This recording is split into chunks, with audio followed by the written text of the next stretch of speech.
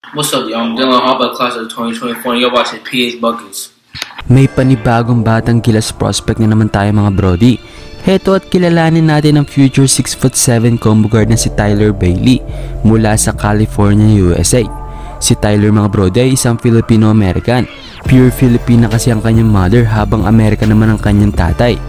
Bata pa lang si Tyler, nakahiligan na nito ang paglalaro ng basketball. Suportado din siya ng kanyang mga magulang sa pagsali nito sa mga basketball camp sa kanilang mga lugar. Kaya bata pa lang si Tyler ay madaling natuto at humusa ito sa paglalaro ng basketball. Kaya ngayong 15 na si Tyler, naglalaro ito bilang isang combo guard. Guardia na kaya magdala ng bola, pumasa, umatake at tumira sa labas.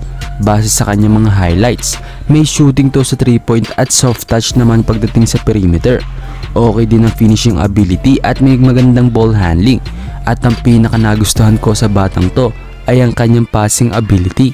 Malawak din ang kanyang court vision upang makahanap ng mga open teammates. Hindi man athletic gaya ng ibang bata sa USA, tiyak na darating din si Tyler dyan dahil mukhang tinitraining na nito ang kanyang athleticism. Para naman sa pambansang tanong, eligible nga ba at interesado si Tyler sa ating national team? Ang sagot mga brody ay oo. Oo, interesado si Tyler na maglaro sa ating national team at oo, eligible na po siya para sa ating national youth team. Sa katunayan, kabilang sa batang gilas under 16 po si Tyler para ngayong FIBA Asian Under 16 Championship sa Doha, Qatar.